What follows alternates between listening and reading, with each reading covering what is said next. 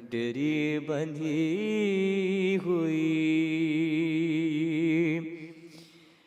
गर्दन पे थी जो तेग, सर के रखी हुई। एक माँ फलक से आई है, सर पीटती हुई, गर्दन पे थी जो तेग, सर के रखी हुई। बर मोहम्मद वाले मोहम्मद सल्लल्लाहु अलैहि With this, I would like to invite Sayed to please come and take the member. Okay, so this is Sayed Razawi.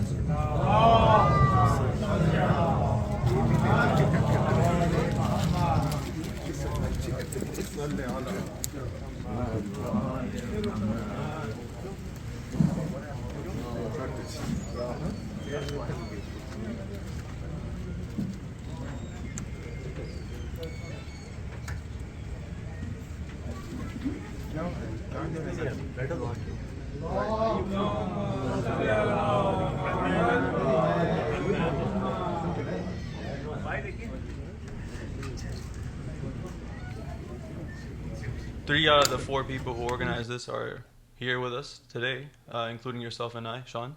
Hello.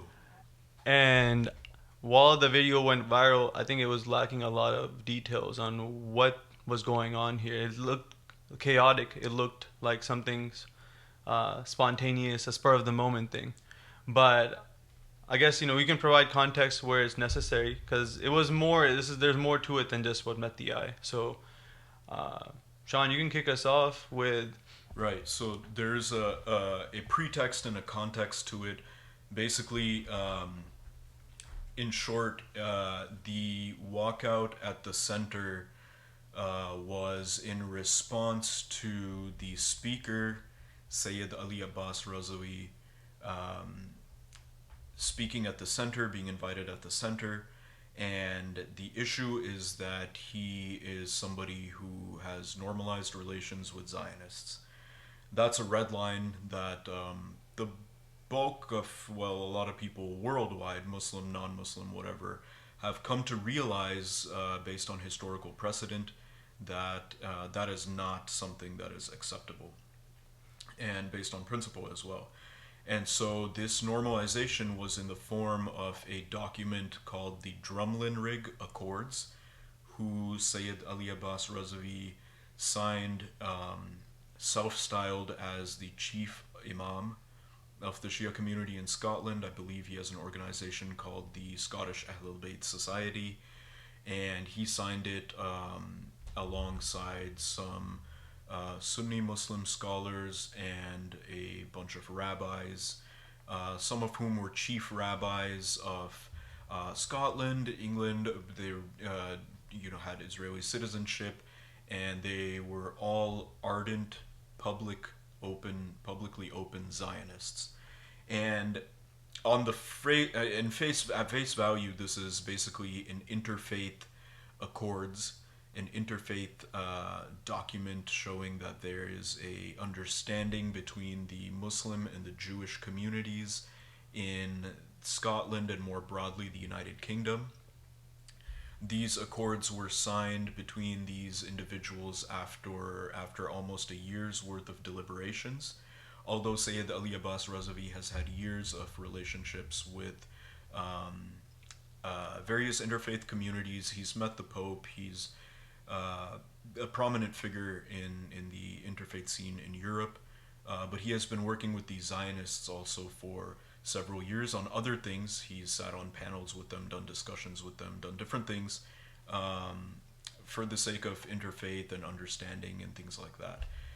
Now he's also been a part of state-sponsored events, the British state. And so this most recent uproar with regards to his activities happened when this public Drumlanrig Accords came out. Now, this is something that, at face value, again, it seems innocent and innocuous. There is Islamophobia, there's anti-Semitism. The two communities should get together to come to a common understanding to prevent hate crimes in Scotland and the UK. The issue with that is multifold. One of the issues is that there is in these kind of meetings, there's a power imbalance, and the power imbalance is that the bulk of institutional power is with the Zionists. This is true globally, and it is true there as well. These, again, are state-approved chief rabbis of the British state, which is the originator, patron state of the Zionist movement. And so, when you sit at the table with folks like that, it's not that you're on equal footing, it's that you are essentially coming into their arena with the rules that they've set, and you're acquiescing to that. Another issue is that when they say anti-Semitism, the understanding of what anti-Semitism is includes anti-Zionism. So effectively, it is saying that, in effect, it's saying that anti-Zionism is also unacceptable, and it is on par with Islamophobia. The Accords had something very disturbing about them. Basically, they said that tensions in the Middle East often have ripple effects in our communities domestically in the West, and despite those tensions, we should not have tensions here. And so in order to do that, we should effectively what it's saying is we should ignore what's going on there and just focus on what's going on here, hold hands and sing Kumbaya. So again, this is problematic because it is normalizing the act of telling Zionists that, hey, it's okay whatever Zionism is doing, it's okay the crimes that Israel is committing against our people.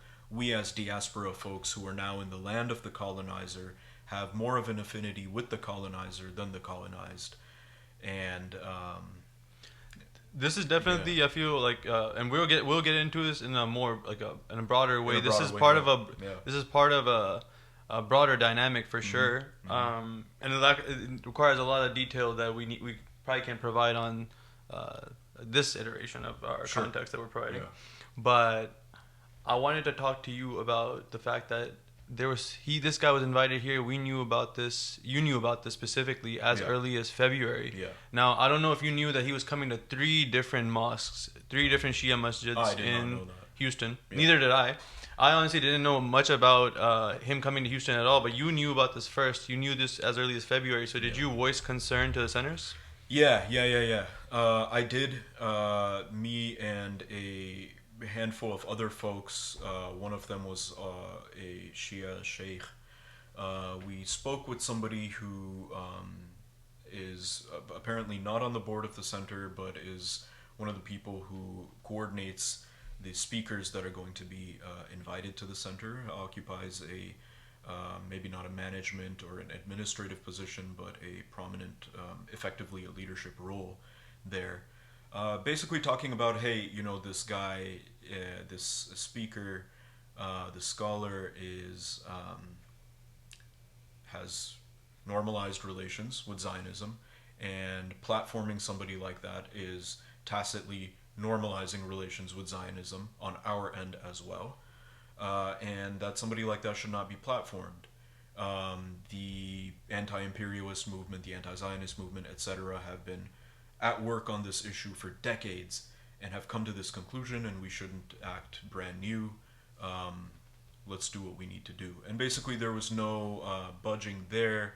The response was that, hey, we need to have a seat at the table with people in power if we want to change anything, and that Sayed Razawi had his heart in the right place. He's not doing this out of evil or anything, and so we'll see. And so that conversation came and went, and nothing really came of it. Now, fast forward to shortly before the month of Muharram, and we come to find out that Around May, June? June? somewhere around Yeah, there, okay. somewhere around there. Early June, I think. That's Yeah, what- yeah, somewhere around there. We come to find out that this scholar is not only invited to speak at that center, but also in the first 10 days of Muharram, which are the biggest days of Muharram, he is invited to speak at another center as well. Now, that's a center that we don't really go to. It's far away from where we live. I've lived in the city for 10 years. I've been there maybe a handful of times, if that. And so it didn't seem it didn't really hit the same, nor did it seem appropriate to really like bring this up in any kind of major way over there. Did you, and Bilal, I'm going to walk you in here as well. Either you have any meaningful conversations with the second Shia center in question, anyone affiliated? Or the first one chronologically? Yeah, chronologically, where he was speaking the first time. We're having to use this, like, first and Yeah, second dynamic, yeah, because yeah. we are trying to avoid using the name of any center or any Right. anyone who, Yeah. there's no need to dive into those details. Yeah. But let's say center ABC, where So, he was but yeah, speaking so first the time. first center, I was not directly in contact with anybody, but there was a discussion on some group chats about this when other people brought up concerns, and the folks from that center also were kind of saying, hey, Sayed Razawi's heart was in the right place, he's trying to do a good thing, you guys are politicizing this, what he did applies to Scotland, it doesn't matter that he's speaking here, etc., etc. So there was a sense of liberal representation politics and things like that. So basically, that's what the response that I got from there. I was privy to those conversations as well, and the impression I got from the folks that were, like, I guess, defending Sayed Razavi in this situation was that they had been privy to fairly personal conversations, like they had the guy on speed dial almost. So I took it as, okay, well, you've had this conversation already, and you might be affiliated with management, to say the least. But I mean, I know, Bilal, you at least were privy to those conversations as well. Was that your impression? Or did you think the people defending him were, like, loosely affiliated, just they're observing from afar? I mean, in the same way, the intensity and views of people who were in the, for lack of better terms, like anti-Razavi camp, the same way those varied, so did people's views on the other side. Now, there were a couple ongoing, like, theories that some people picked up, and those were like those WhatsApp theories that Sean mentioned, where it was like, oh, this is just a group from another particular center, or this is a setup for some elaborate attack on Azadari or something. And just seeing the conversations that were taking place within these, like, group chats, right? There was very little productivity from those conversations, and as soon as it got productive, somebody was like, hey, this is not going in a direction where I control anymore, so let's just switch it up. Someone was like, hey, I don't care about your opinion because your ABSO board doesn't even do hijab. And I was like, bro, we went from having a decent conversation to this.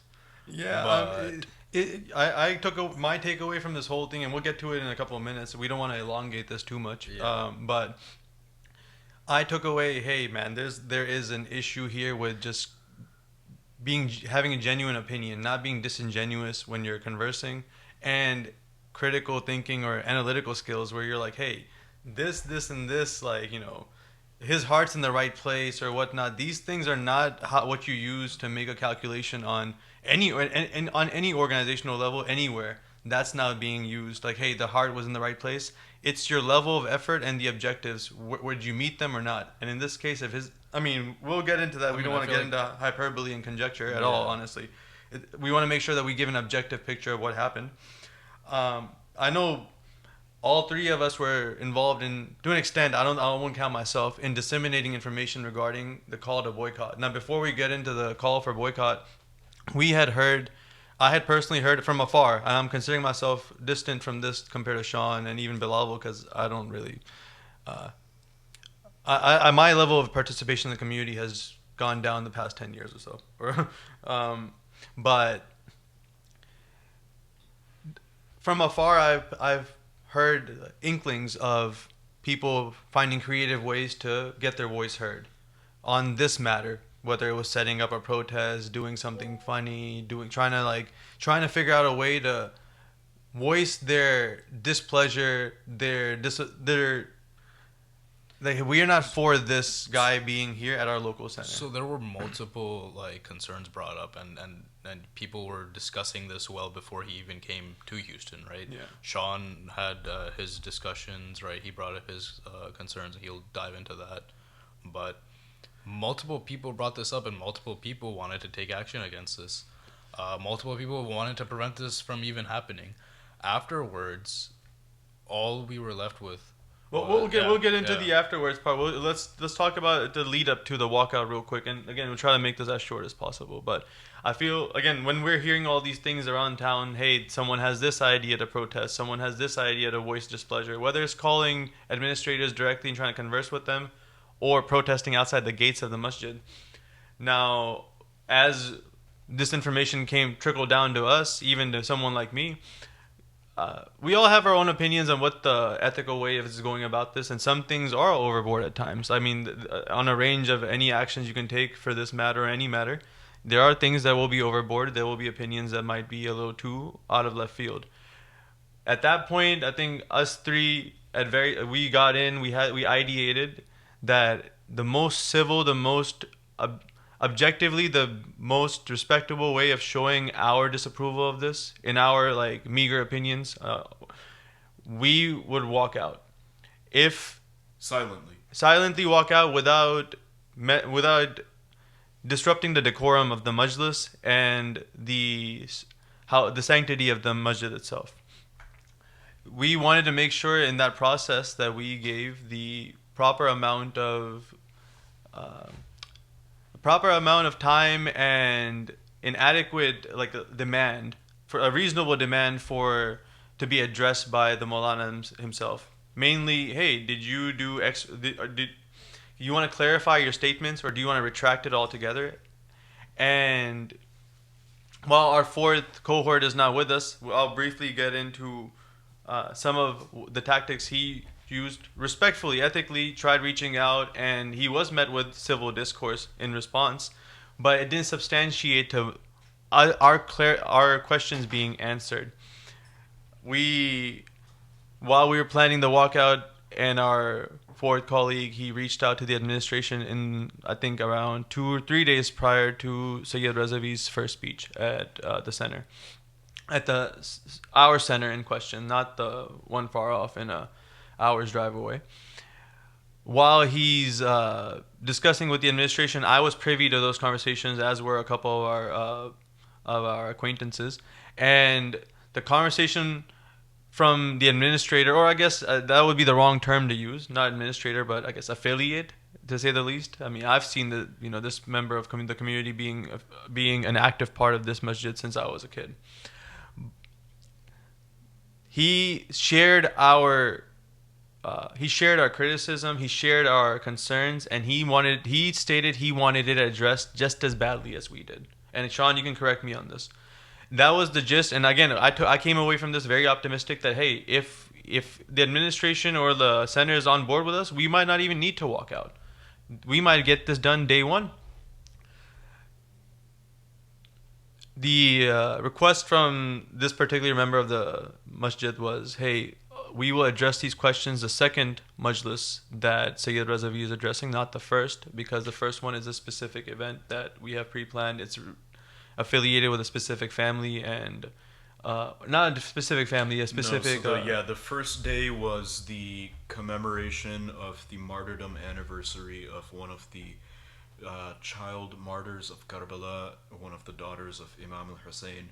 So he said that, the time that the scholar would speak on the pulpit is better served in that addressing that, and that completely makes sense from the point of view of decorum. And so we were told that he would address it on the second day. So the first day was a Wednesday, The second day was a Thursday, and we were told that this would be addressed on Thursday. So we go to the center, a handful of folks go to the center on Thursday and are told before the program that actually the concerns that we had will not be addressed in this speech, but they rather will be addressed in a Q&A session that will take place on Friday. And so we had given out a general call to the public to not attend those particular programs at that center, the programs of that speaker. At least not his speech portion of it. The poetry, the marsiya before, the noha after, sure. But at least for the speech portion, to not attend. Now, ironically, there is a culture among a lot of folks where they are not particularly interested in speeches. They're more interested in the commemorative, the matam, the noha, and whatnot. And so there's a lot of folks who stand outside anyway while the speech inside is going on. And we were basically saying that, hey, we were calling for the same thing, but we wanted that to be a specific concerted thing for the speech of this scholar, Sayed Razawi. So basically, we still attended the speech on Thursday. We sat through the entire thing, and we were hoping that we would get some kind of clarity or another. Maybe he'll address something or the other of our concerns with regards to his normalization of relations with Zionists, and we got nothing on that front. As a matter of fact, what we got was that the speaker said that, hey, there is a slander campaign against me, and there is fitna or discord that is going on in our communities. And one of the signs of the end of times, the apocalypse, is that our communities will have a lot of discord in them. And then he talked about some of the punishments of God for those who slander and cause such discord, which include these people getting family issues, health issues, and physically burning in their graves, such that if you were to open their graves, you would see their bodies are burnt. That's before they actually get to hell. So the people who apparently are apparently slandering him or apparently causing this fitna, this discord, are expected to incur these punishments and maybe more. Now, there was something, there was popular discontent in the community with the speaker. And so on Wednesday, actually, during the program, which we did not attend because we were boycotting, there were some aunties from the community who were also upset with a Zionist normalizer sitting on the pulpit of the Prophet, peace be upon him, and his family, and talking about Islam and Karbala and sacrifice and justice and dignity and all of these things. And they actually physically protested outside of the masjid. They were passing out flyers. I think there was some yelling going on. They were, I don't know, going up to people in their cars as they were entering. They were threatened with police I action. think, yeah, to get them to stop, they were threatened with the police coming, and then I think finally they left after that. Now, those folks are completely unaffiliated with us. There was no coordination or foreknowledge that this is something that is going to happen and that we were a part of or we had some say in at all whatsoever. It's reflective of the popular discontent that's there in the community and how some folks in the community don't really know or maybe are not able to think about how to appropriately address such questions or concerns. So back to the process that we were going through, right? We sat through the speech on Thursday. He did not give the answers to the questions. As a matter of fact, he said all these things about people who cause slander and fitna. He also said the other thing. He said that He said that slander, I think, or fitna, one or the Slander. other, is worse than adultery. So I don't know. I mean, I'm not saying whether that's true or false. These are just the things that we heard instead of what we were told we would hear. And instead, we were told that on Friday there would be a Q&A where he would address this. Initially, it was Friday. Okay. Now, there was a sincere mistake there because there was a logistical issue on Friday where Sayed Razawi had to go to another center to give a speech after his program at this center. So there literally was not enough time for a Q&A, and I don't think the folks at the center realized that. It was a sincere logistical confusion, and so then we were told that actually this Q&A would be on Sunday. So here's the problem. He was speaking officially until Sunday. He did a program on Monday as well, but officially his 5-lecture series ended on Sunday. And so we were told that these issues would be addressed on the last day that he would be in the city. We were calling for a boycott. If he had addressed these satisfactorily before, we would have called off the boycott.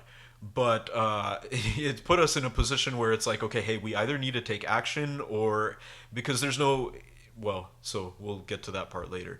What we decided is to go through with the walkout on Friday. Before that, Yeah. just to get a clarification on what the demand was, and I know we said we would keep it brief, but this requires the proper context necessary.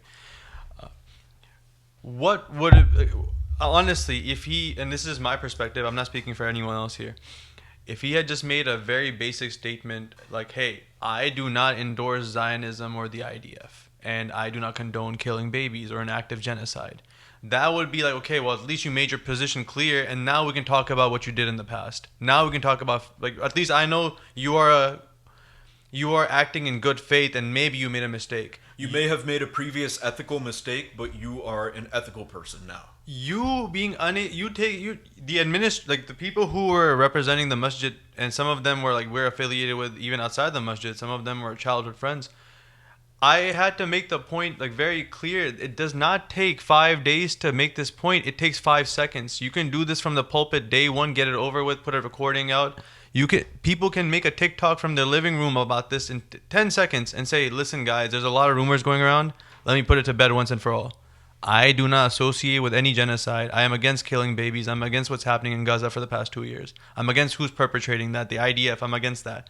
You can make that, and that would not be a controversial statement in any community today in the West. I'm talking about in the UK or the USA. You can make that, and you can still be a public figure. As a matter of fact, you would be praised for that. Yeah. I mean, again, if you're working for a corporation or a governing body, that's a different thing altogether. The pressures of that are different.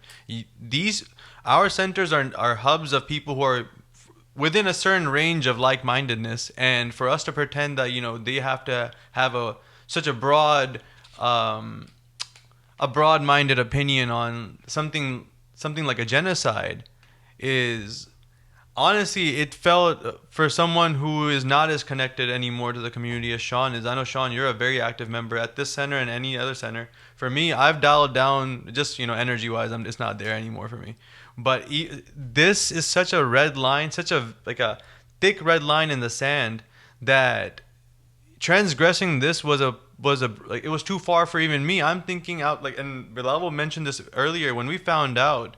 Not to go back too far, when we found out about this, I was a little shocked and disappointed at the fact that it was so casually being said, as if this genocide is not being perpetrated today, right now, this moment while we're recording this and when we walked out. With our tax dollars and our economic integration and our compliance. And you can say it's coercion. We have to pay taxes. Oh, I was born here. I was born in Texas. Okay, cool, bro. At least have some humility towards the issue then. We have control over who gets on the minbar. We can state our disapproval about this, and if you think this is a private affair and you have no control over it, you're not a member. Well, then you need to change the name to a country club name. You should make it like a specific ethnicity's country club or a specific community's language club, whatever you want to make it. There's a ways to go about it, and none of those are unethical. When you are doing this majlis in the name of Shia Muslims and Imam Hussein and the message of Karbala, it opens it up for everyone's equal in that. You having a title does not make your opinion more valid. And a community center is a community center. It is funded by the community. It is upheld by the participation of the community, and therefore must be accountable to the community as well. Yeah, and that, I mean, honestly, we'll talk about this broadly in a second. The walkout on it, like I told Sean when we got out. I told Sean even as recently as 2 days ago. One of the proudest I felt being a member of this community. This community has this. I'm talking about Houston Shia community has gone above and beyond. We've received support during hurricanes from each other. We've gone through natural disasters, and honestly, we've molded each other's identity over the past 2 decades. For me, 2 decades now, more than that. I'm very. The walkout was one of the proudest moments I felt being a part of this community. Seeing 70 guys saying, "Hey, this is a red line. I don't care who thinks what. I'm not okay with this guy being on the minbar. This is disrespectful to my religious beliefs. This is disrespectful to our belief set, our message of Karbala." Yeah. That was one of the. I felt actual comradeship with those fellas when we walked out of there. And Sean, you can speak to this. Maybe I'm biased. It was one of the most ethical things I've been a part of. Yeah, the one of the things to me that was beautiful about it is that we had folks from all walks of life, from different sectors of the community, from different and even differing and even clashing ideological inclinations, who agreed on this, and the outpouring of support that we got before, during, and after was incredible to see. Support from sectors of the community that I would not have expected support from, and genuine curiosity as to why this was done Around the world. around the world, globally. And of course there were the naysayers who didn't really want to exercise their intellect on the issue and took a very dogmatic approach to it, and that's going to happen. I mean, nothing is ever going to be perfect, but the fact of the matter is we as a community broadly saw an ethical issue that was too close to home. It was too close to home. It was in our communities, and we saw an ethical issue there in our community, and we saw an ethical issue there at a center that we frequent often. Personally, there are a lot of centers in this community. There are 4 or 5 that are relatively close-ish to where I live, and I frequent them. And it was just incredible to see people from different sectors come together for this. So yeah, I echo the sentiment for sure, Hani. And The video. Let's just discuss the. There was a video. Before that, I do want to get to I want to go into this a little bit deeper. Mm-hmm. Now, our walkout was a silent walkout. In the deliberation process, again, a lot of folks from all over the community were trying to take some sort of action, and different people had different ideas. One of the ideas was to get a protest permit for the sidewalk across the street and to protest with signs and pickets and chants and this and that, and to involve the broader Houston community. One of the ideas was to protest inside the center with signs and chants and all of that. Another idea was to get up in the middle of the scholar's speech and call him out for what he had done. Another one of the things was to protest outside in the parking lot, as was done on Wednesday. And then other people were saying, hey, let's do a walkout. One idea was, let's do a walkout in waves of 10. So he starts his speech, 10 people get up and leave. 10 minutes later, 10 people get up and leave. 10 minutes later, make it disruptive, etc. What we decided on, I guess cooler heads prevailed. And what we thought was that, look, there's all these different people who have all these different ideas. What we should do, there's power in numbers. We should collect people together, have one mass action, and also make sure that this is not something that's out of hand, because there are also ethical standards for your conduct in such a sacred space. And so what we finally decided on was that before the scholar even gets to start his speech, when his name is announced for him to take the pulpit, we get up silently, no ruckus, no commotion, gracefully, with dignity, exit the building. And what the premises, right? The premises. And what we effectively did was we curbed a much bigger disaster from happening. And that disaster would have been something that all the critics who were saying you guys were disrespectful to the sanctity of the space, well, guess what? This is what the disrespect that these people see it as disrespect was limited to. Had this not happened, had cooler heads not prevailed, had we not gone out and collected all of the people who had dissent and who had all these different ideas and say, hey, let's get together under one platform, and had we not picked this method of protest, it would have been bad. It would have been chaotic. And so this outcome is the best outcome that could have possibly happened. Why? Number one, the community is not dead. They saw an ethical issue, they took an ethical stand. Number two, there is also an ethics of how to operate in a space like that. Those ethical limits could have been way transgressed, and it was contained into something graceful. Now, before we get to the video, the Q&A that was scheduled for Sunday. On Sunday, we were told that the Q&A has been canceled. And so any opportunity that we were trying to give to Sayed Ali Abbas Razawi to clarify things, to clarify his name, was all postponed, thrown in the trash. And that vindicated our need to take action on Friday before the Sunday came. The Sunday Q&A came, because the Q&A anyway was canceled. And so he did the duck and dodge, and got out of that. That was as expected. We've been part of the same community for 22 years. The moment they announced it, when we walked out, Sean, you can attest to it, Bilavo, Dana. Dana's not with us, but he was one of the guys who really drove this. I told Sean, there's no way a Q&A is happening. And honestly, being in Sayed Razavi's situation, I'm not agreeing to that. I'm not taking those questions. Honestly, if I had to address it, I would address it my way, which is, here's a 5-second statement, now I'm done with it. Thinking that any rational stakeholder in an organizational environment is going to say, yes, ask me these questions. Honestly, even if the Q&A was to happen, it was not an open mic. It was moderated. And not that there's anything wrong to it, not wrong with it intrinsically, but it allows for the person being questioned on this kind of matter to dodge. Control the narrative. Yeah. And to, yeah. So we decided, okay, Friday we're going to walk out. There was a video that came out Saturday. We had made sure that the entire time, even up to the point specifying, and that's why I did premises, we did not want any altercations between any of the participants with the masjid faculty. Not only for legal reasons, like we don't want police involved or against anyone in the community. Also, we don't want the sanctity of the masjid and the respect of people who have helped Azadari in this city for 20 years grow. That we don't want their respect to be messed with either.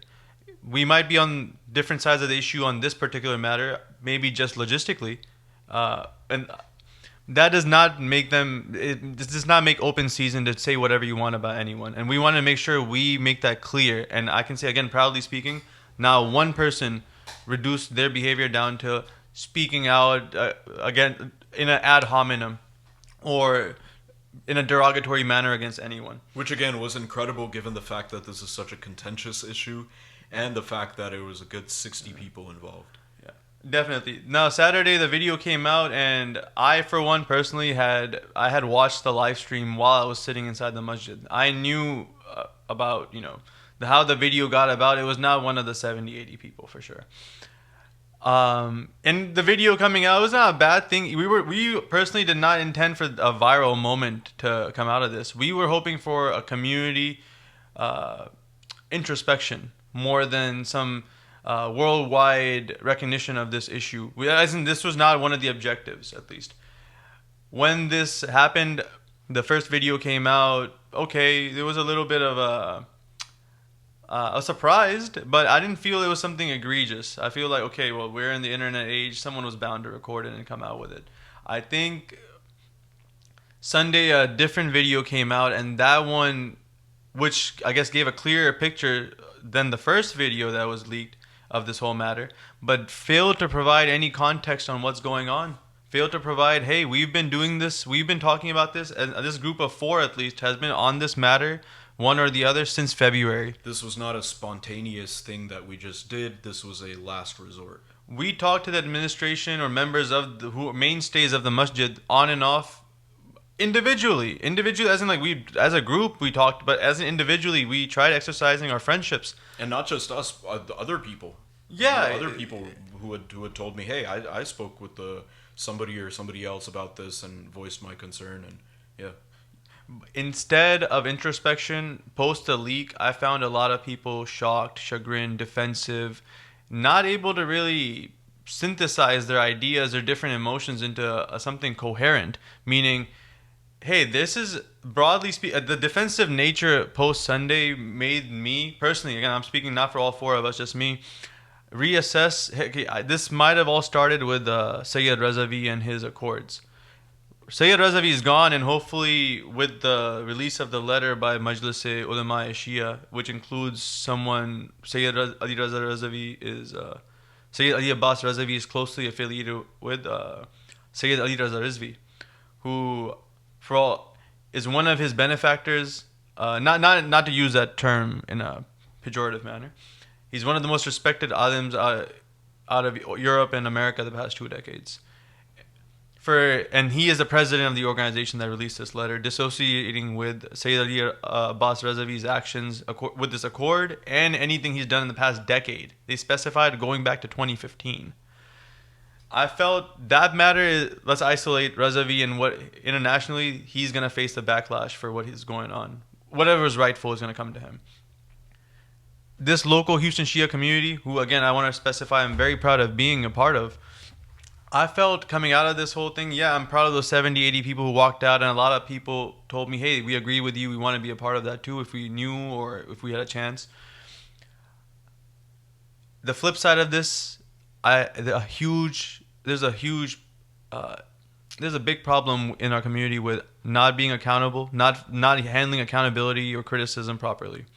And that was part of this whole thing with Razawi, where in the aftermath I'm seeing people talk about the method it was conducted, as if, or the taqaddus, the respect, the sanctity of the first Shaza. And I mean, Sean, I'll let you go first. I have my own thoughts on this that I want to make sure that, if we have to cut away, we can cut away later, but you can go on. Yeah. So, I mean, yeah, basically what happened is some really big Instagram accounts got a hold of the video and released it, and it ended up going internationally viral, went viral in the US Shia communities, I think even spread beyond Shia communities. It went viral in the UK, as well as among the Shia population of Pakistan, which is way beyond. I mean, we didn't anticipate any of that. Dubai, yeah. So we were not anticipating that. We did not plan for that. We were not prepared for that. We got backlash. We also got outpouring of support, net support overall, which is a sign of healthy ethics. So. It really showed that this is not a one-off issue. People across the board really channeled their own discontent with their masajids, or not masajid maybe, but their maulanas, or what's being espoused from the mimbar in the name of religion. People, I talked to people in Pakistan, in Dubai. I had a call from Qatar, from the UK, Manchester, Bolton, London, all across the country here, Tampa. People were like, yeah, these institutions, these members of the community who go from here, learn the religion, come back and start preaching, they need to be held accountable just like every single person in this community is held accountable in their lines of work. If when you go to work in the morning, you're accountable, and your good intentions or your, kind-hearted mistakes are not forgiven. Because this is what the Maulana is speaking from the member is a science. He's a professional. It's a science. He's not espousing fairy tales. He's not espousing his opinion. This is what he's learned. And if your work is not up to the standard that is like the baseline for your profession, then you should be taken to task for that. You should be taken behind the woodshed, for lack of a better term. And the fact that we refrain from that, but not in a we refrain from that in this community. I'm just talking about the 15,000-20,000 Shias in this community, and I don't know who is active, who's not, but we engage with this manner in bad faith, and that might be on both sides of the equation. I'm not gonna make that a one-sided thing, but I met a lot of people who had issues with how this was conducted. I feel like this was the best way to send the message that we meant to send, and I honestly didn't find any alternative post that seemed cogent. People told me, hey, you could have just talked to the administration. To what end and who? I mean, no one wants to disclose any names. The masjid in question, we didn't specify who it is. Their email address that was on their website was a defunct email address. And I know that because that was used as defense by people who are affiliated with the masjids for their innocence. That is not innocence. That is incompetence. You cannot use incompetence as an excuse in any facet of life. I mean, and again, this is not being overly harsh. This is not a matter of like deep theological insight that there might be a binary on or multiple opinions on. We're talking about Zionist normalization, not in finance, not at work, not at your consulting firm. We're talking about in your local masjid. From the member of Hussein, from the member of the Prophet, we're going to normalize this. We're going to be okay with this. And for what? I really, like, honestly, and I don't, again, not to get too... I don't want to make I don't want to make light of a serious matter. I felt like I sat through the Thursday majlis before the walkout. This man from the minbar was espousing his own virtues, his own issues with the community. Hey, you will go to hell because you came against me. Bro, this is the majlis of Imam Hussein. Why are you talking about yourself? You don't want to talk about the matter because it's political, but you're okay with talking about, oh, I have this personal issue with you guys. You're a fitna. You're this, you're that. Bro, who died and made you the boss man of everything? We're like, oh, if we displease you. Imam. Oh, sorry. Yeah, sorry. He taking on labels like the chief imam. I'm in my 30s. I've lived through 4 cities. I've been through imambargahs all over the world now. Man, I've never met a chief imam before. I mean... We're not the Comanches. I don't know what's going on where no one was there to say, hey, I've never heard this title before. And again, it's just Shiaism. This is not a consulting firm where you just make up your own title. I'm the managing director of, Shiat or something. Same, and again, in the same vein, so many people pretended like they had a monopoly on what the ethics of the farshas are, or what the ethics of the masjid are.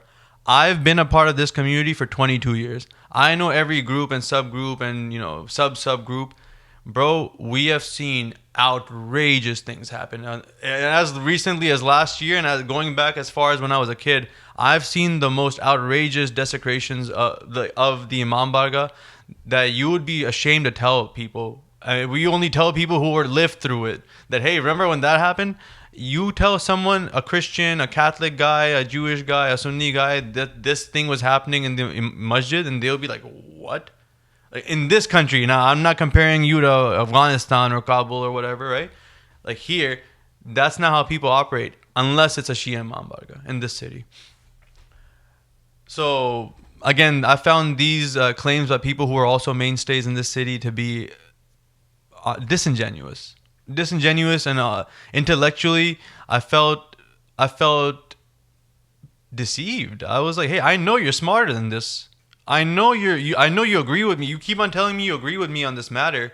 A lot of people who are affiliated with the masjid in question told me they agreed with me on this matter, and they didn't agree with the way we conducted ourselves. But which way did you conduct yourself prior to you knew this was happening? How did that work out for you? Because I can say at the end of this today, confidently, with a reasonable amount of confidence, Sayed Razawi will not be coming back to this masjid next year.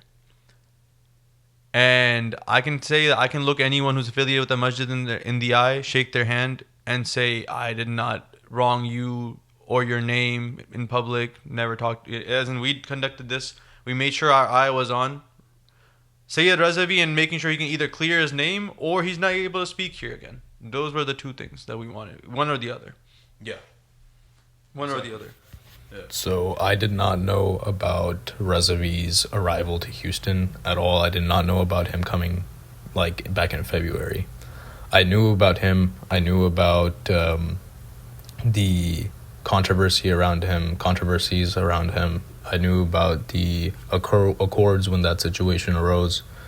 And all these things were very concerning to me because I actually used to really like Sayed Razawi, right? I appreciated a lot of his interfaith work. I appreciated the good image that he had. I liked some of the things that he had to say. It was a very feel-good type of majlis. And that broke my perception of him. I learned more about this issue, and this was very passive, right? This is not something that I believed I would ever need to discuss, let alone address within my own community. I believe Houston's community is quite significant. It's quite large. We have, although we have a lot of differences and a lot of fracturing, we also have this high level of consciousness, where everyone's pretty well informed about what's going on. This year, I was just shocked because of him coming here, Sayed Razawi coming here. And again, this is not to try to attack someone's character, but just objectively, this man was just kicked out of the main center in Toronto. His own organization that he claimed or that he was a part of for a long time has completely disavowed him and written statements against him. Different organizations have come out condemning his actions, right? And all of these can be addressed with simple statements. However, based on what we experienced, what other people saw in the video, our concerns were met with arrogance and with a very hostile miscommunication, right? Emotional arguments are very powerful, so those were levied against us, right? Like, oh, these people are simply being disrespectful to the Farsh. Even, I believe in his speech, in Sayed Razawi's speech, he was like, you come here for Imam Hussain, not to listen to the speaker. This statement did not make any sense to me. Yes, I'm here for Imam Hussain, and I'm here to listen about him from a speaker. Being concerned with who the speaker is should not be something that's under scrutiny. In the same way, I can be picky. These the same people telling me this are the same people who won't do Jamaat behind another Shia, right? Let alone, I'm picky about doing namaz behind someone of a different mazhab or something. These people won't even do namaz Jamaat because they're very, very particular about these types of things, right? About who leads their Jamaat. I'm sorry, I'm also picky about who sits on the member who is discussing the lesson of Imam Hussain. But that's that, and that it's as simple as that. I didn't go out of my way to critique anyone else's faith or their level of belief or respect, right? Very hostile response. And just being concerned members of the community, we did our due diligence in trying to communicate as early as possible and as efficiently and as well as possible to the institution, to the center. Now, if there's miscommunication and if emails aren't working and if there's no set hierarchy, or if there's no mechanisms to handle this, then the institution should also learn from that. We communicated to the best of our ability, right? Beyond that, we made sure we took steps. I personally made sure that all of the due diligences were done or brought up. I was being a little annoying about it at times. That hey man, we need to make sure that we try to do, and I think everyone agreed. No one was against trying to handle this respectfully, and I believe that's what we still did at the end, right? Even now, no matter what anyone is discussing in a WhatsApp group chat, whoever has a conversation with us or whoever actually understands the context of what happened will not have as harsh of a emotional reaction, nor will someone who, you know, wanted to make this issue known, nor were they disappointed, right? We handled things with grace, and we also got our message across. We attempted to have conversations as early on as February. I'm not going to get into the nitty-gritty. Conversations afterwards that continued to happen. These concerns were brought up by other community members. It wasn't just us. Different parties were all trying to address this issue or bring this up in their own ways. All I've learned from this situation, basically is like to wrap up my conclusion from the walkout and from like everything that took place, from basically Sayed Razawi's attendance or speeches at one of our beloved centers, was that our community has a deep dysfunction in how we handle concerns from a grounds up level. We do not have the mechanisms or the system to address these things properly and promptly. From a communal end, we are not some monolith. We were not some single org from some single organization or center. We were a bunch of people trying to make our voices known, and there was these 4 people, I guess, that were trying to guide these actions as much as possible so that they did not get out of hand, so that the message was heard, so that our concerns could be heard. We did not want to make some political statement or some social justice warrior type of thing. We wanted to have a say and to have a concern in our centers. And it's as simple as that. Our centers should learn from this experience to 2 things: to not brush things under the rug, as well, and also address the concerns of your community members respectfully and promptly. We as community members should learn how to better communicate and better organize. We don't need to be organizing against Maulanas. That's not the end goal. This is not some movement to start protesting every Maulana that sits on a member that we don't like. But this is this should be a wake-up call to everyone that we need to. I think I said Houston has a history, or the Houston community has a history of having political consciousness. I would like to retract that. We have great political awareness. We do not have much political consciousness. That's what I've learned from these events. I want to see how to build from this. I want our community to grow stronger from this.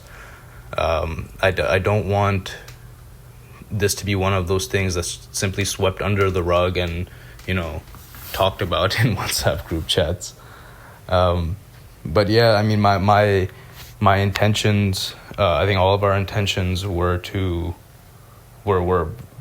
pure, and I believe we all stand by majority of our actions. Do I believe there were instances where we could have communicated a little bit more efficiently or gotten more context out there for people so that they know what was going on rather than just making up their theories? Sure. Do I believe that we defiled a sacred space by getting up and walking away? No, I do not believe so, because we did not make any scenes. There were specific instructions that everyone has to leave before the speech started, before he properly sat on the minbar, right? And if someone wants to criticize us for leaving during a speech, I mean, quite honestly, it's not as though some people don't get up and leave after a salam, or some people don't just come inside during masayib. or whatever. Yeah, like people criticize each other every day as being one of the ye to sirf masaib ke andar aate hain. These people only come in during the eulogy, or these people only listen to the speech and don't stay for the eulogy. Man, I mean, at a certain point, I think we have to understand. You kind of you're kind of doomed if you do, and doomed if you don't. But yeah, that's pretty much all I had to say for now. I believe like the nitty gritty details can be handled by like y'all.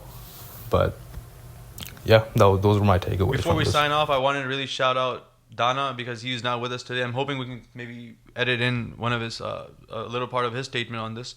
But he was the one who was constantly in one of the guys constantly in connection with the masjid's representatives, whatever you want to term it.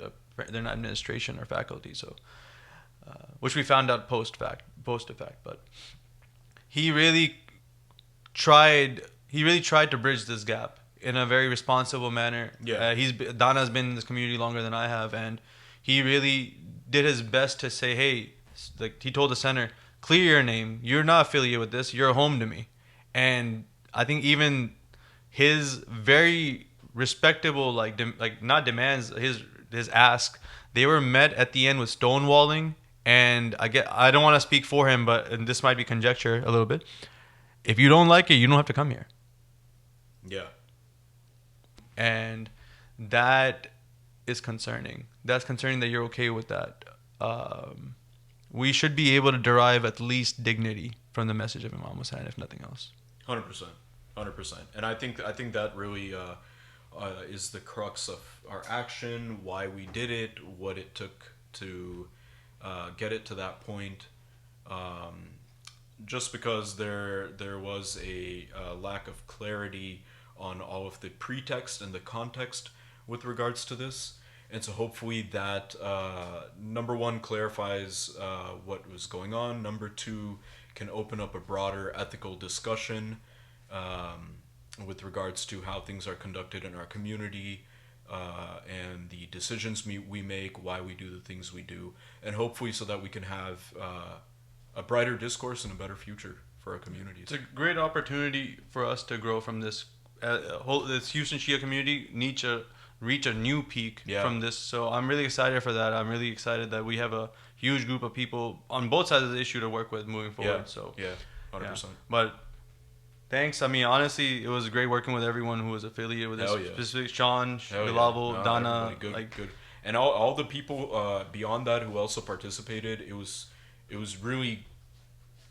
incredible to see the outpouring of support from different centers, people who frequent different centers, different sectors of the community, ideologically, different age groups. Like, it was responded to the call and action. In less than a week, we had that kind of uniformity of action.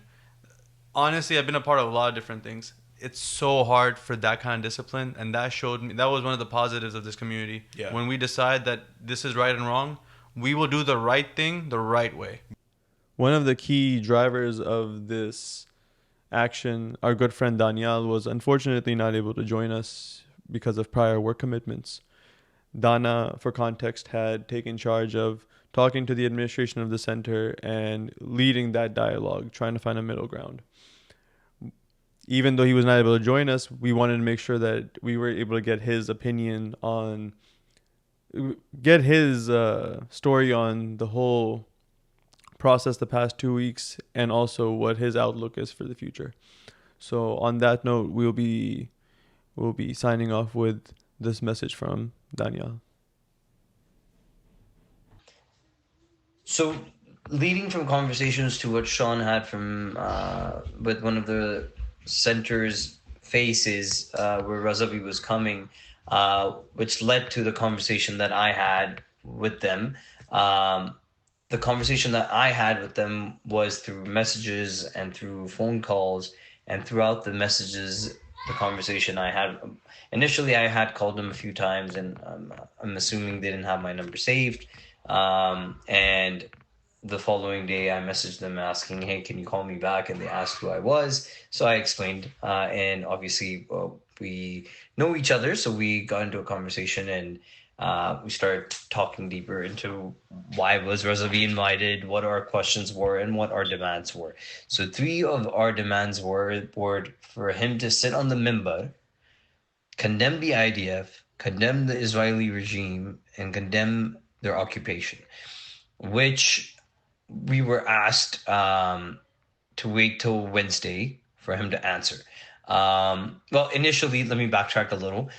Initially, the person was going to go pick up Razavi from the airport, and I was asked to join him. But again, I didn't want to have any private sittings with the guy. I wanted to have him publicly state what he did was wrong and condemn those 3 asks. And the center representative said that those are similar questions that he has as well. He's seen the videos regarding the accords that he had signed. And he has similar views, but he wanted to understand it from his perspective.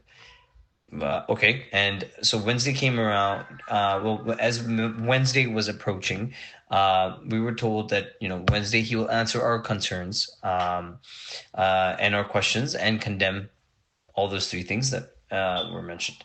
Wednesday comes as Wednesday approached. The same day, I was asked, "Hey, would it be okay if we do this another day, as in Thursday, the next day, because it was Bibi Sakina Shahadat?" And again, it's understandable.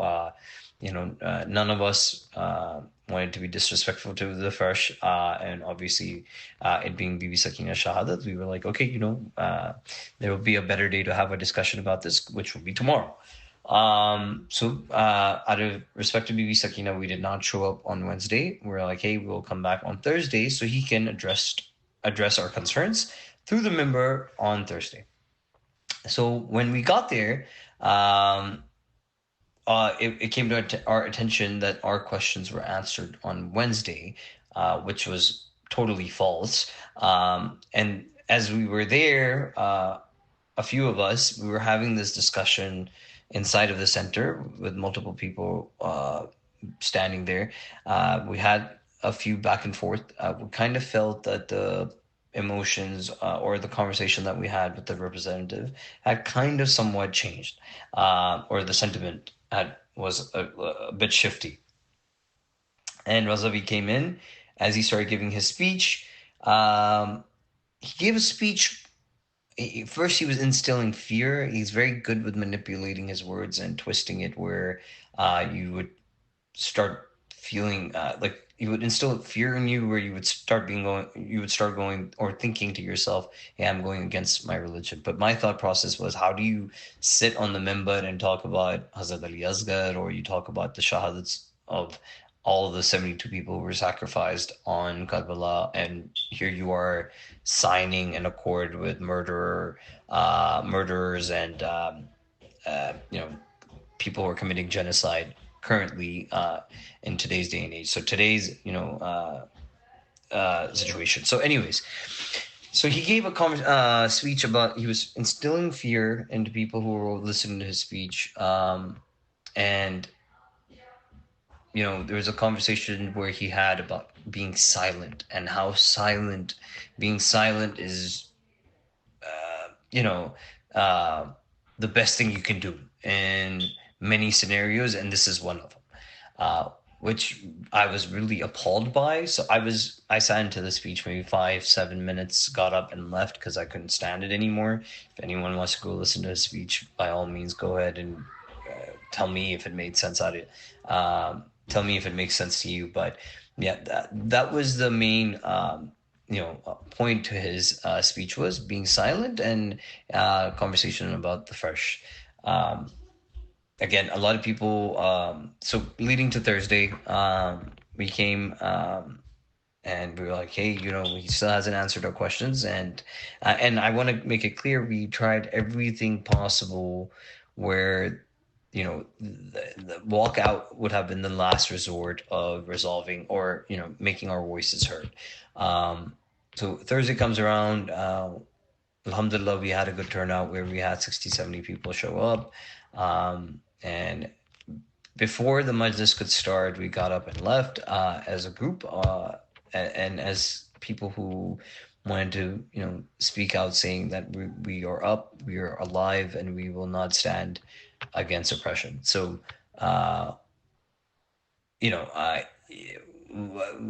it's just after that, some of the feedback that we got was, this was disrespectful to the Fresh Azah. But my question to you would be, if us standing up during Fresh Azah seems disrespectful to you, how is it that it's okay to you that someone like this individual who signs an accord with a rabbi whose son is currently active in the IDF, killing thousands of innocent Palestinians, how is it okay for you to let him sit on the member that the Rasulullah sallallahu alaihi wasallam used to sit on, or our imams used to sit on?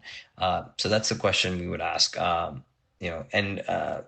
Leading forward, I feel as a group we should be aware of our current affairs. I feel like our centers should do a better, or they have more of a responsibility on their shoulders to lead by example, and should have that criteria for the people that they invite to sit on the member and speak to the public, to have a proper education to sit on the member at first, and have enough knowledge where, hey, how does what Imam Hussein did 1400 years ago apply to us today? Because all of this jazz that people are normalizing these ties and normalizing these debts, and there's still people dying in Gaza, there's still starvation, and here you are signing accords. So that's not tolerable, and I don't think anyone should be okay with it, and that's what led to Razavi's walkout.